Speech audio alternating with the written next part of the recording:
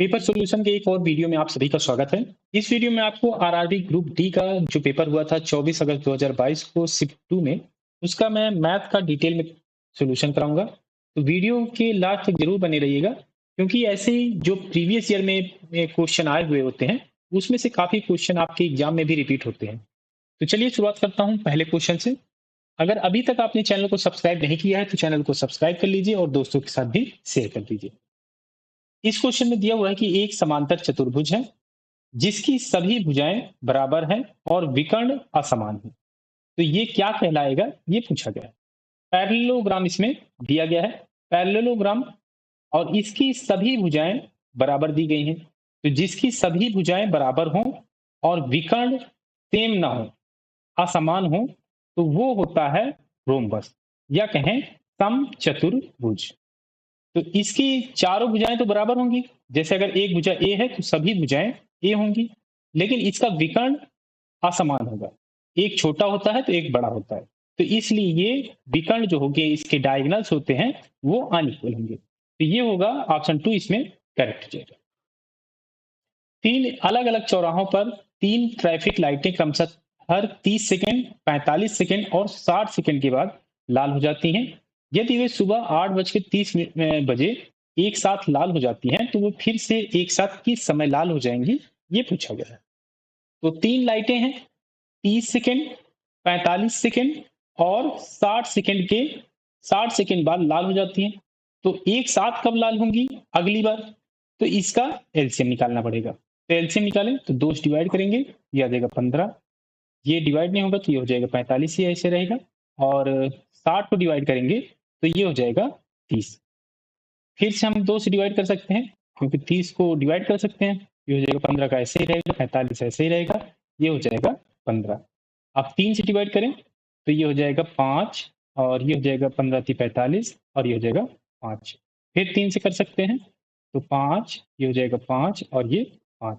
5 से डिवाइड करेंगे तो अब सभी नंबर 1 1 1 हो जाएंगे। तो एलसीएम यहाँ से अब आ जाएगा 2 दूनी 4, या 12, 12 36, 36 पंचे 180, और ये सेकंड में था तो ये आ जाएगा 180। तो इसका एलसीएम आ जाएगा। तो 180 सेकंड के बाद वो सभी जो लाइटें होंगी, तीनों लाइटें फिर से लाल हो जाएंगी। तो ये मिनट में है, क्योंकि ये जो समय दिया हुआ है 8:30 है, तो इसे मिनट में बदलें तो 60 से डिवाइड करेंगे तो याद देगा 3 मिनट। तो 8:30 पर ये लाल हुई थी एक साथ। तो अब होंगी 8:30 में 3 जोड़ दें तो याद आएगा 8:35। और ये ऑप्शन 4 में, तो ऑप्शन 4 करेक्ट हो जाएगा। श्री सक्सेना ने 150 रुपए प्रति दर्जन के दर से कुछ पेन खरीदे हैं। उन्होंने उन्हें 15 रुपए की दर से बेचा। उनका लाभ या हानि प्रतिशत क्या होगा, ये फाइंड करना है। तो बेचा जा रहा है 15 की दर से, तो सेलिंग प्राइस है 15। कॉस्ट प्राइस निकालने तो हमें पता चल जाएगी कि प्रॉफिट में बेच रहे हैं कि लॉस में बेच रहे हैं। तो 150 रुपए प्रति दर्जन की दर से खरीदे हैं, तो सीपी आ जाएगा 150। ये 150 रुपए में एक दर्जन खरीद रहे हैं, तो 12 से डिवाइड कर दें तो 12, 12 एक कम 12, 30 बचत, 12 दूनी 24, और बचा 6, तो 60, 12 पंचे 60, 12.5 रुपए में खरीदा जा रहा है और 15 रुपए में बेचा जा रहा है। तो प्रॉफिट होगा, क्योंकि खरीदा कम में जा रहा है, बेचा ज्यादा में जा रहा है। तो आप परसेंटेज प्रॉफिट निकाल लें। तो SP minus CP upon CP, और परसेंट में निकालना है तो 100 से मल्टीप्लाई। तो एसपी में से सीपी घटाएं तो 15 में से 12.5 घटेगा तो 2.5, और सीपी है 12.5, तो 12.5 से डिवाइड कर दें, 100 से मल्टीप्लाई कर दें। 2.5 से इसे हम काटें तो आ जाएगा 5, 5 से ये कटेगा तो आ जाएगा 20, तो ये हो जाएगा 20%। तो प्रॉफिट आ गया, जो लाभ होगा ये आ जाएगा 20%। ऑप्शन 1 करेक्ट हो जाएगा। ये पाई चार्ट का क्वेश्चन है। तो इसमें दिया हुआ है कि विभिन्न क्षेत्रों P Q R S T U में एक निश्चित कंपनी के व्यय को दर्शा रहा है, ये दर्शा रहा है।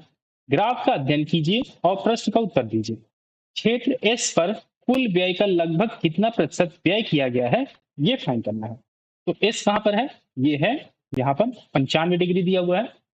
95 डिग्री एस पर व्यय हुआ है, और टोटल कितना होगा, ये पूरा पाई है, पूरा पाई चार्ट कितने का होता है 360 डिग्री का, तो 360 से डिवाइड कर दें तो टोटल का कितना भाग है वो हमें फाइंड हो जाएगा। तो ये आ गया इतने भाग है, और इसे परसेंट में निकालना है तो 100 से मल्टीप्लाई कर दें तो ये आ जाएगा परसेंट में।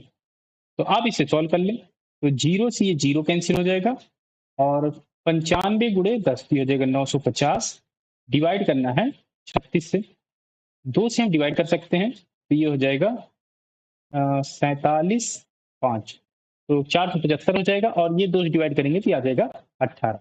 475 डिवाइड करना है 18 से, 18 से डिवाइड करें तो 18 दूनी 36, और अब बचा यहाँ पे 11, 5 आएगा तो 115, 18 छंगम 108, तो 26 दशमलव समथिंग, और 26 दशमलव समथिंग में केवल ऑप्शन 4 में है, तो यही ऑप्शन 4 करेक्ट हो जाएगा। हमें एग्जैक्ट वैल्यू निकालने की भी जरूरत नहीं पड़ेगी। दिए गए भिन्नों को आरोही क्रम में व्यवस्थित करें, असेंडिंग ऑर्डर में इन्हें व्यवस्थित करना है। तो ये नंबर दिए हुए हैं, भिन्न में नंबर है, तो इनका वैल्यू निकाल लें दशमलव में।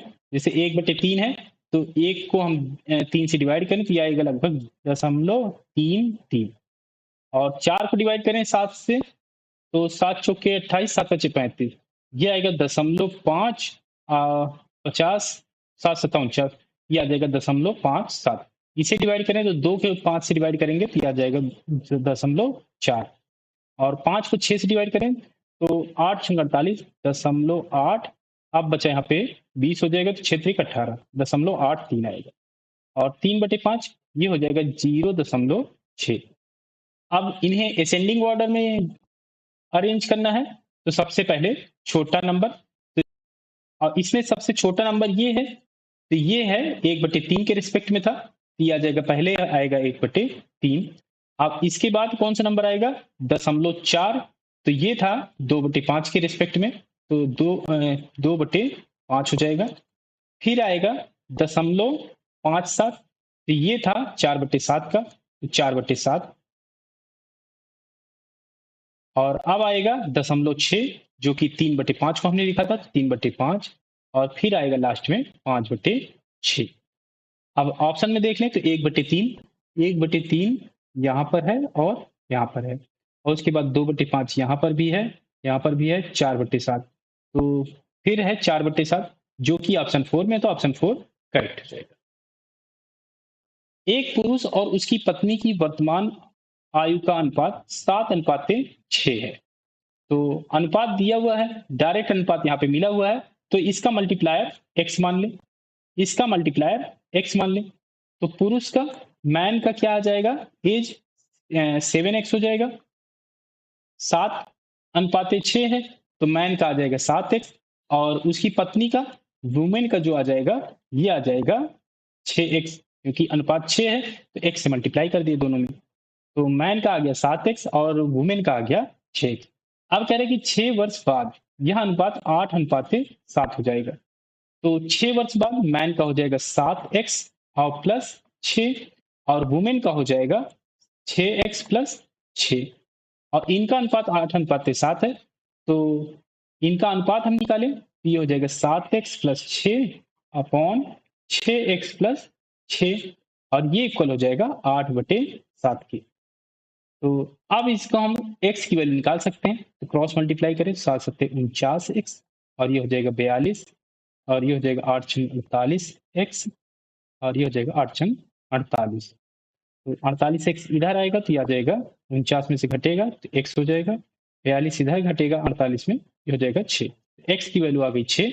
अब ये हम वैल्यू रख सकते हैं, तो 7 6 42, मैन की आ जाएगी 42, वुमेन की आ जाएगी 6 6 36, ये आ गई उनकी एज। अब इसमें पूछा क्या गया है, यदि विवाह के समय उनकी आयु का अनुपात 4:3 था तो उनकी शादी कितने वर्ष पहले हुई थी ये फाइंड करना है।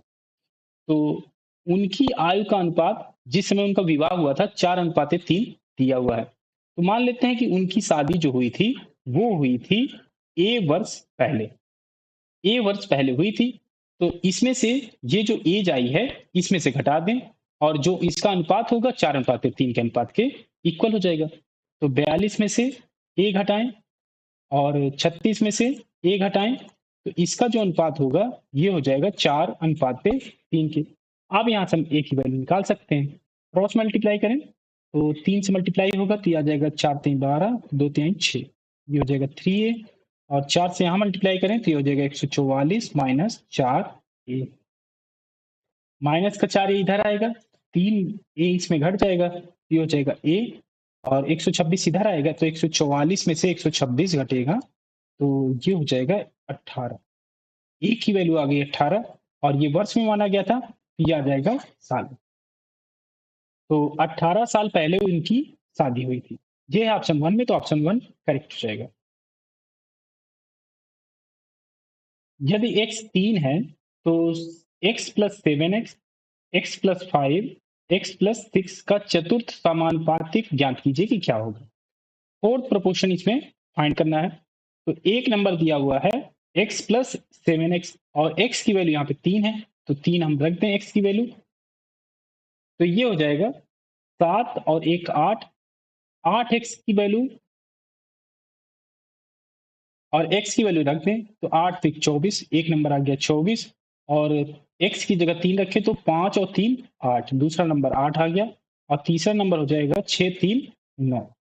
और ये चौथा अनुपात निकालना है तो ये हो जाएगा, पहले को दूसरे के साथ हम अनुपात में रख लें तो 24:8 और ये इक्वल हो जाएगा तीसरा नंबर के साथ चौथा नंबर। चौथा नंबर मान लेते हैं ये है ए, तो इनका अनुपात सेम हो जाएगा। तो चौथा अनुपात ए मान लिया तो आप क्रॉस मल्टीप्लाई कर लें, या 8 से हम इसे डिवाइड कर सकते हैं तो ये आ जाएगा 3, 3 से इसे डिवाइड करेंगे तो ये आ जाएगा 3। तो क्रॉस मल्टीप्लाई कर लें आप तो ए आ जाएगा 3 और यही इसका फोर्थ प्रोपोर्शनल हो जाएगा। और ये है ऑप्शन 4 में, तो ऑप्शन 4 करेक्ट हो जाएगा। 320 मीटर और 380 मीटर लंबी दो एक्सप्रेस ट्रेनें एक ही समय पर अहमदाबाद से दिल्ली की ओर चल पड़ी। उनकी गति क्रमशः 84 किलोमीटर प्रति घंटा और 42 किलोमीटर प्रति घंटा है। तेज गति वाली ट्रेन धीमी गति वाली ट्रेन को कितने सेकंड में पार करेगी, ये फाइंड करना है। समय इसमें फाइंड करना है तो समय क्या हो जाएगा, टाइम, ये हो जाएगा डिस्टेंस अपॉन स्पीड, दूरी बटे चाल। दूरी क्या हो जाएगी, जब एक ट्रेन दूसरी ट्रेन को पार करती है तो जो उनकी जो दूरी होती है वो दोनों ट्रेन की जो लंबाई होगी उसके एडिशन के इक्वल हो जाएगी। तो लेंथ 1 प्लस लेंथ 2 ये हो जाएगी ट्रेन की। और स्पीड क्या होगी, दोनों ट्रेनें अहमदाबाद से दिल्ली की तरफ जा रही हैं तो दोनों की जो स्पीड होगी उनका जो डिफरेंस आएगा वो हो जाएगी उनकी रिलेटिव स्पीड और इससे ये डिवाइड होगी। तो S1 माइनस S2 जो बड़ा होगा उसमें से घटा देंगे। तो पहली ट्रेन की लेंथ है 320 मीटर और दूसरी ट्रेन की लेंथ है 380 मीटर और स्पीड है 84 बड़ी है तो 84 में से 42 घटाएंगे तो आ जाएगा 42।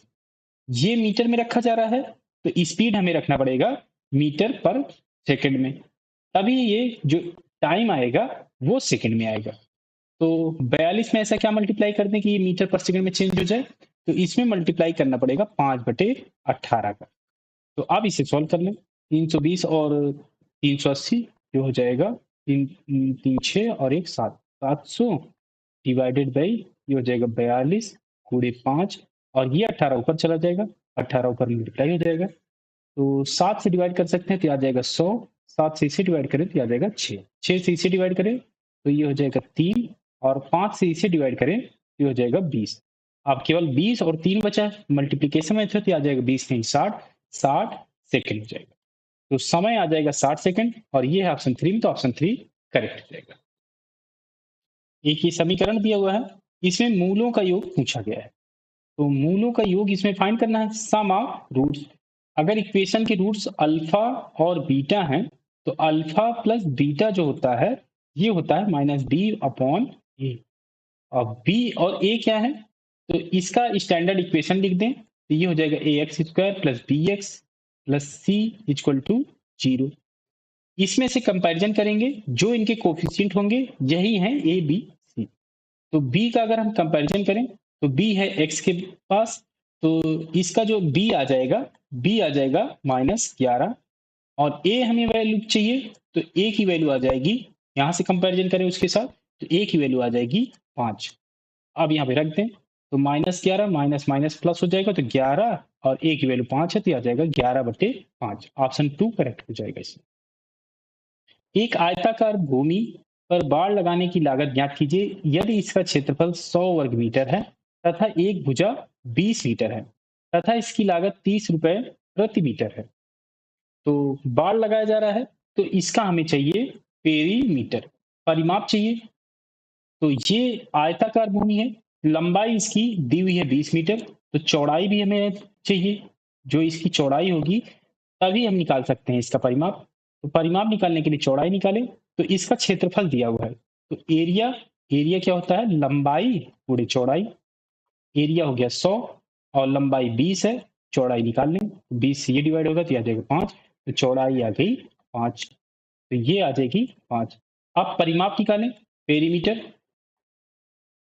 पेरीमीटर निकालें, ये हो जाएगा 2 इंटू लंबाई प्लस चौड़ाई। तो यहाँ पे वैल्यू रख दें, तो 2 गुणे लंबाई 20 है और चौड़ाई 5 है, ये आ जाएगा 20 और 5 25, 25 दूनी 50, ये आ गई परिमाप। अब लागत निकालना है, और जो लागत है 30 रुपए प्रति मीटर है, तो लागत निकालें। जो कॉस्ट होगी तो ये हो जाएगी पेरीमीटर गुणे जो उसकी लागत है, तो ये है 30 की भाव से, तो 3 पचे 15 और 2 जीरो, तो ये आ जाएगा 1500 रुपए, और ये है ऑप्शन 4 में, तो ऑप्शन 4 करेक्ट हो जाएगा।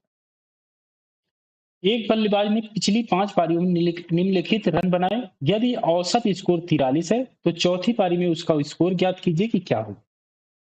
ये यहाँ पे रन दिया हुआ है कि 5 पारियों में यहाँ पे रन दिया हुआ है और औसत स्कोर दिया हुआ है 43। औसत निकाल लें, तो ऐड करें तो 92 और 53, 35 और 27, 27 और 53 इसे ऐड कर सकते हैं। 27 और 53 ये हो जाएगा 80, और 92 हम ऐसे लिख लें, 35 ऐसे लिख लें, और x, ये 5 पारियां हैं तो 5 से डिवाइड करेंगे तो ये आ जाएगा एवरेज, और एवरेज 43 यहाँ पे दिया हुआ है, तो 43 के इक्वल। अब इसे हम जोड़ लें तो ये हो जाएगा 5 2 7 और 0 7, और यहाँ पे 3 9 3 12 12 8, ये हो जाएगा 20, 207 और प्लस x, क्रॉस मल्टीप्लाई करें तो 43 गुणे 5 आ जाएगा 215। x की वैल्यू यहाँ से निकालें तो 207 215 में घटेगा तो आ जाएगा 8। जो चौथी पारी का रन होगा ये आ जाएगा 8, ऑप्शन 4 करेक्ट हो जाएगा। यदि ये आंकड़े दिए हुए हैं, इनका माध्य 21 है, तो आंकड़ों का बहुलक ज्ञात करना है कि क्या होगा। मीन दिया हुआ है जो कि 21 दिया हुआ है, मोड इसमें फाइंड करना है।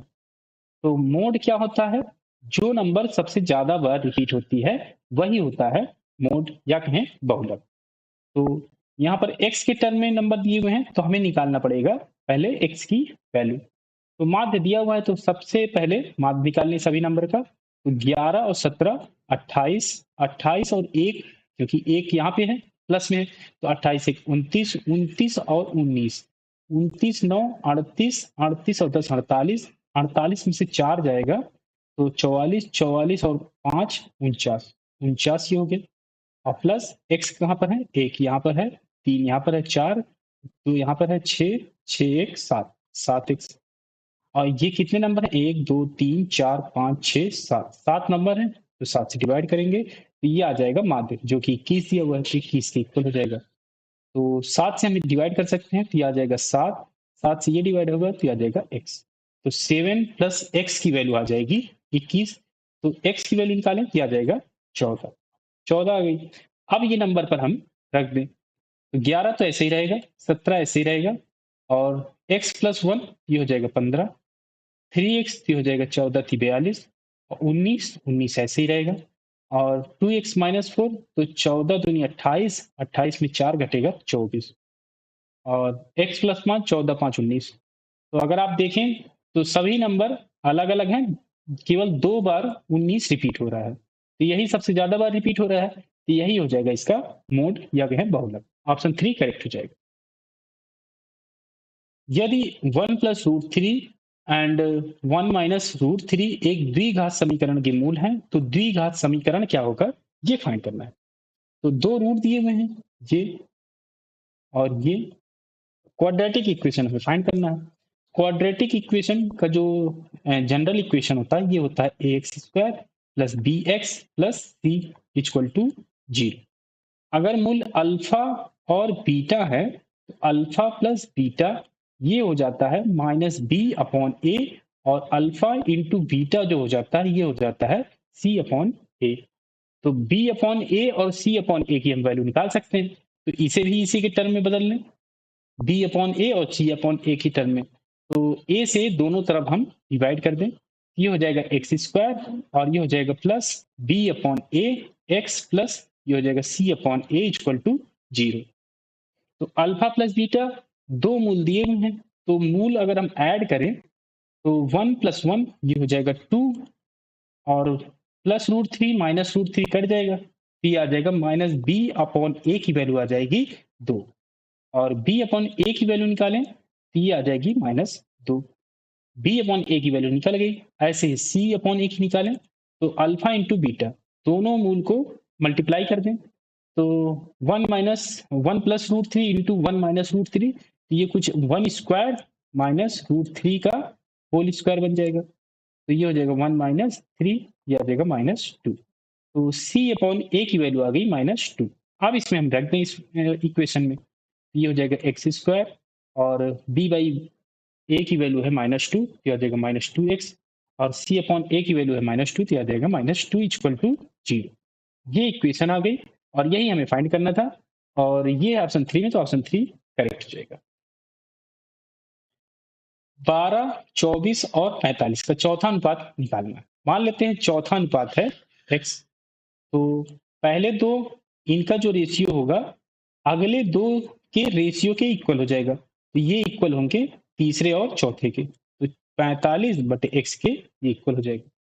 अब सॉल्व कर लें तो 12 से ये डिवाइड होगा तो ये आ जाएगा 2, अब क्रॉस मल्टीप्लाई करें तो x आ जाएगा 45 गुणे 2, तो ये आ जाएगा 90। तो जो फोर्थ प्रपोर्शन होगा ये हो जाएगा 90, ऑप्शन 2 इसमें करेक्ट हो जाएगा।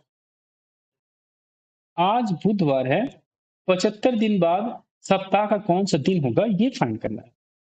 तो बुधवार बुधवार का अगर हम कोड लिखें ये हो जाएगा 3, और 75 दिन इसमें और ऐड करना है, तो 75 इसमें ऐड कर लें, 75 ऐड करें तो ये आ जाएगा 78। अब इसे हमें 7 से डिवाइड करना पड़ेगा, तो जो अब यहाँ से रिमाइंडर आएगा, जो शेषफल आएगा वही देगा इसका दिन।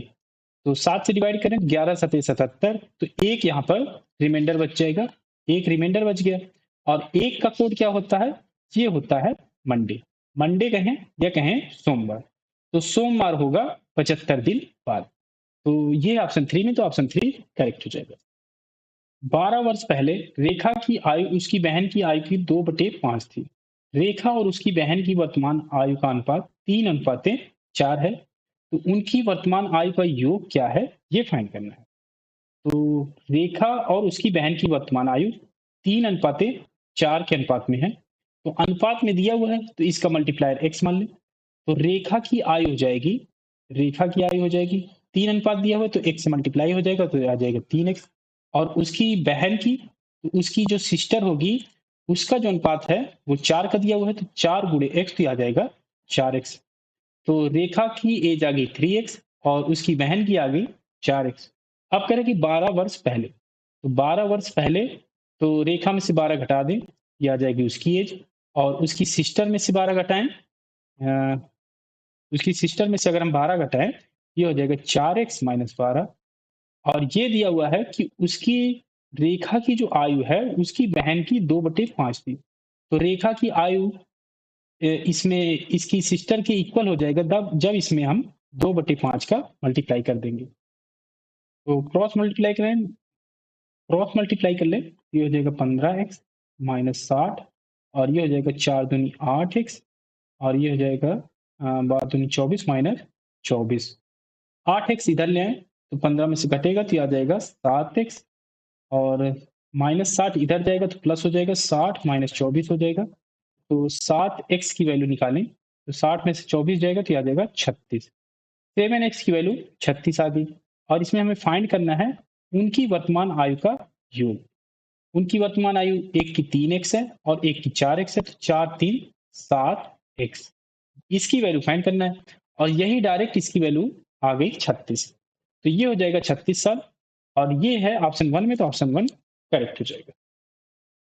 सिंप्लीफाई करना है तो ये अंडर रूट में है, तो इसे हम कॉन्जुगेट से मल्टीप्लाई कर दें ऊपर नीचे, तो 1 प्लस साइन थीटा, हर के कंजुगेट से मल्टीप्लाई करना है, तो 1 माइनस साइन थीटा है तो कंजुगेट हो जाएगा 1 प्लस साइन थीटा। तो ऊपर नीचे 1 प्लस साइन थीटा से मल्टीप्लाई कर दें, यहाँ भी 1 प्लस साइन थीटा से मल्टीप्लाई हो जाएगा। अब इसे सॉल्व कर लें, तो 1 plus sine theta into 1 plus sine theta, ये हो जाएगा 1 प्लस साइन थीटा का होल, ये हो जाएगा होल स्क्वायर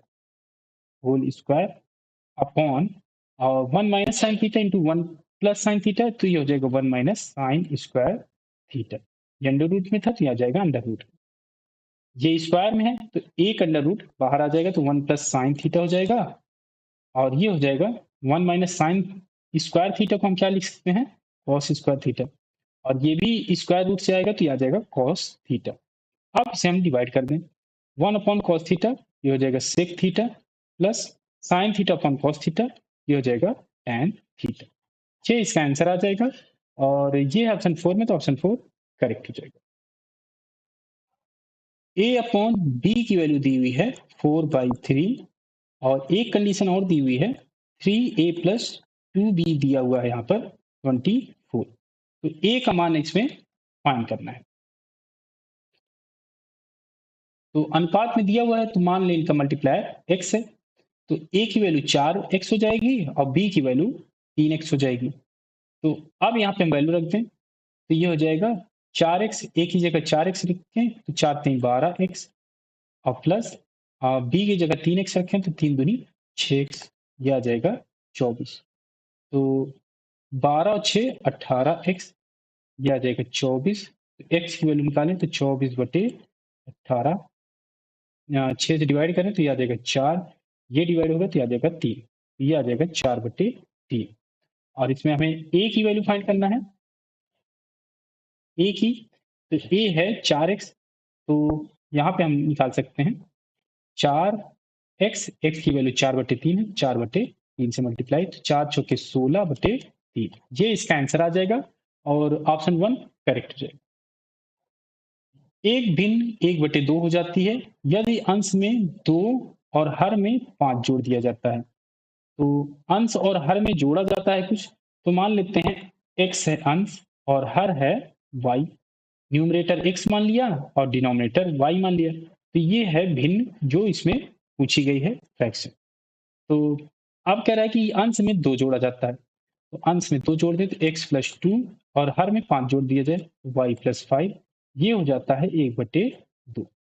क्रॉस मल्टीप्लाई कर ले तो 2x प्लस 4 है ये, और ये हो जाएगा y प्लस 5, तो 2x माइनस वाई, और ये हो जाएगा 4 इधर घटेगा तो आ जाएगा 1 इक्वेशन ये बन गई। अब दूसरी कंडीशन क्या दी हुई थी, और यदि अंश और हर दोनों में से 2 घटा दिया जाए, तो x से 2 घटाया जाए और y से भी 2 घटाया जाए, तो ये हो जाती है 1/3। तो भिन्न इसमें हमें फाइंड करना है, तो भिन्न निकालने के लिए x और y की वैल्यू चाहिए, तो इसे भी क्रॉस मल्टीप्लाई करें तो आ जाएगा 3x माइनस 6 और ये हो जाएगा y minus 2, 3x minus Y, और ये हो जाएगा माइनस 6 इधर जाएगा तो प्लस हो जाएगा, तो 6 में से 2 घटेगा तो आ जाएगा 4, एक इक्वेशन ये बन गई। माइनस वाई और माइनस वाई, और 2x है यहाँ पे 3x है, तो इसमें से इक्वेशन 1 से इक्वेशन 2 आसानी से हम घटा सकते हैं, तो 3x माइनस वाई और ये हो जाएगा 4, इसमें से घटा लें, ये हो जाएगा माइनस माइनस माइनस प्लस हो जाएगा ये, और ये हो जाएगा माइनस, तो 2 में से 3 घटेगा तो आ जाएगा -x, माइनस में से प्लस घटेगा तो ये कैंसिल हो जाएगा, और ये हो जाएगा 1 में से 4 घटेगा, ये हो जाएगा -3, तो x की वैल्यू आ जाएगी 3, माइनस से माइनस कैंसिल होकर x की वैल्यू 3 आ गई। अब एक किसी इक्वेशन में रख दें x की वैल्यू, तो y की वैल्यू निकल आएगी, तो इसमें रख दें ऑप्शन इक्वेशन 2 में, तो 3 त्रिक 9 माइनस वाई इक्वल टू 4, और 9 में से 4 जाएगा तो 5, y इधर आएगा तो y, y की वैल्यू आ गई 5 और x की वैल्यू 3 आ गई, जो कि हमने भिन्न जो माना था x अपन y था, ये हो जाएगा 3/5। ये इसका आंसर आ जाएगा, ऑप्शन 1 करेक्ट हो जाएगा। a प्लस 1/a के दिया हुआ है, तो इसकी वैल्यू फाइंड करनी। तो इसे हम सॉल्व कर सकते हैं, a/a 1 हो जाएगा और प्लस 1/a हो जाएगा, ये हो जाएगा k। तो ये वैल्यू हमें पता है, और यहाँ पे हम देखें कि क्या वैल्यू फाइंड करनी है, तो यहाँ भी डिवाइड कर सकते हैं, तो ये हो जाएगा a² से a² डिवाइड होगा तो ये आ जाएगा 1, और माइनस है 1/a² हो जाएगा। तो a² की अगर हम वैल्यू निकाल लें या कहे a की वैल्यू निकाल लें तो हम आसानी से यहाँ से आंसर निकाल सकते हैं k के टर्म में। तो 1/a = हो जाएगा k-1 यहाँ से, तो 1/a की वैल्यू यहाँ पे रख दे, ये हो जाएगा 1 माइनस 1/a का होल स्क्वायर। तो 1/a की वैल्यू क्या हो जाएगी, k-1 यहाँ पे रख दें, ये हो जाएगा 1 माइनस k-1 का होल स्क्वायर, 1 माइनस, अब इसको ओपन करें, ये हो जाएगा k² और प्लस 1 माइनस 2k, और 1 माइनस माइनस से मल्टीप्लाई कर दें तो ये हो जाएगा -k² - 1, और ये हो जाएगा +2k। -1 से 1 कैंसिल हो जाएगा, तो 2k -k², ये इसका आंसर आ जाएगा, ऑप्शन 1 करेक्ट हो जाएगा। किसी धनराशि पर 12 वर्षों का साधारण ब्याज मूलधन का 3/5 है, प्रति वर्ष ब्याज दर क्या है, ये फाइंड करना है। साधारण ब्याज लग रहा है तो सिंपल इंटरेस्ट का फार्मूला लिख लें, ये हो जाएगा principal into interest rate into time upon 100, मूलधन गुणे ब्याज दर गुणे समय। और जो इंटरेस्ट दिया हुआ है इसमें ब्याज दिया हुआ है मूलधन का 3/5 है, मूलधन दिया नहीं हुआ है तो पी ही मान लें, जो कि यहाँ पर है एक टर्म, तो 3/5 पी हो जाएगा इसका साधारण ब्याज, तो सिंपल इंटरेस्ट की जगह 3/5 पी, और प्रिंसिपल पी ही माना गया है, इंटरेस्ट रेट फाइंड करना है, समय 12 वर्ष है और 100 से डिवाइड करना है, तो पी से पी कैंसिल हो जाएगा, तो केवल आर बचेगा, तो आर की हम वैल्यू निकाल सकते हैं।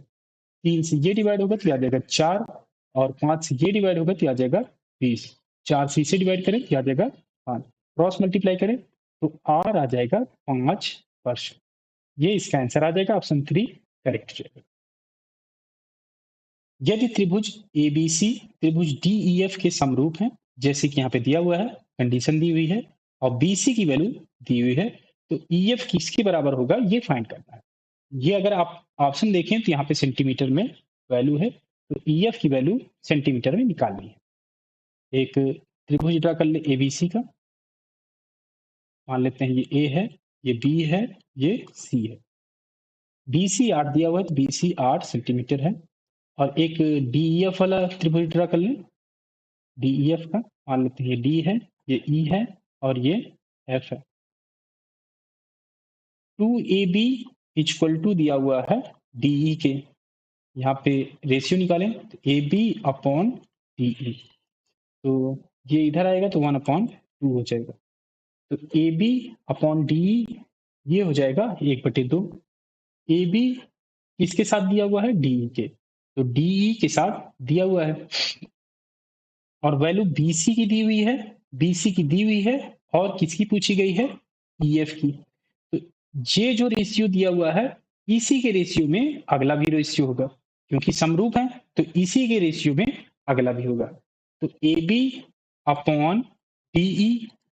ये किसके इक्वल होगा, जो अगला भुजाएं होंगी उनके रेशियो के ये इक्वल होंगी, तो ये हो जाएगी BC/EF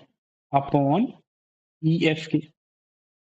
AB/DE की वैल्यू 1/2 है तो 1/2 रख दें, BC की वैल्यू 8 है तो 8 रख दें, EF की हमें फाइंड करना है, तो अब यहाँ से हम क्रॉस मल्टीप्लाई करके वैल्यू निकाल लें, 8 दूनी 16 और ये सेंटीमीटर में था तो आ जाएगा सेंटीमीटर, ऑप्शन 1 इसमें करेक्ट हो जाएगा।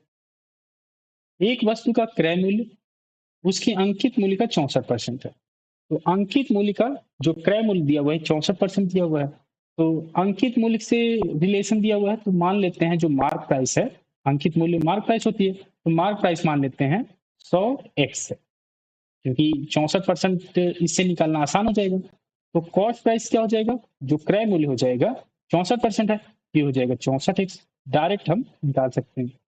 अब कह रहा है कि 4% की छूट देने के बाद लाभ प्रतिशत की गणना कीजिए कि क्या हो। 4% किससे छूट दिया जा रहा है, अंकित मूल्य से। अंकित मूल्य से दिया जाता है तो आ जाएगा ये सेलिंग प्राइस, विक्रय मूल्य आ जाएगा।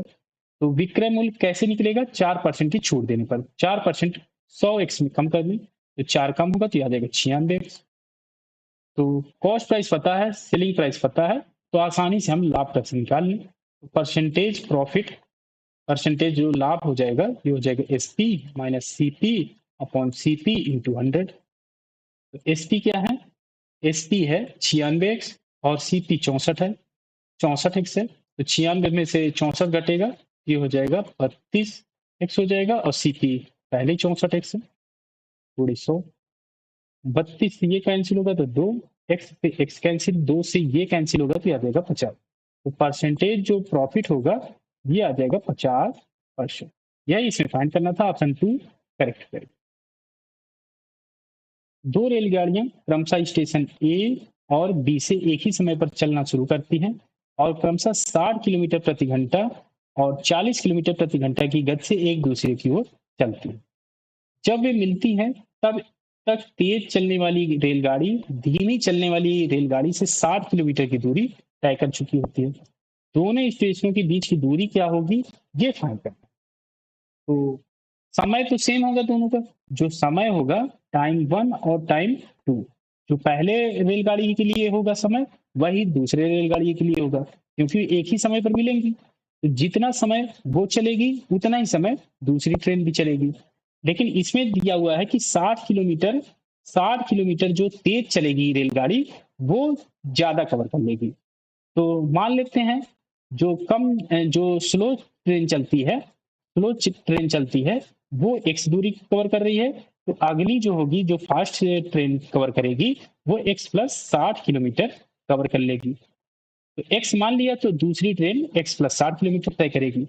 अब यहाँ से हम समय निकाल सकते हैं, क्योंकि जो स्पीड दिया हुआ है तो वहां से हम समय निकाल सकते हैं। तो पहली ट्रेन जो फास्ट ट्रेन चलती है उसको मान लेते हैं कि पहली ट्रेन है, तो फास्ट चलती है 60 किलोमीटर की गति से, और उसका जो दूरी है वो है x+60, x+60 डिवाइडेड बाई 60, ये आ जाएगा समय पहले से।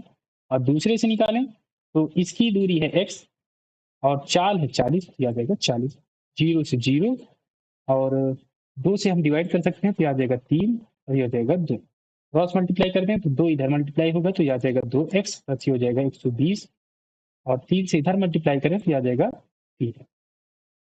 2x इधर ले आए तो ये हो जाएगा x और ये हो जाएगा 120।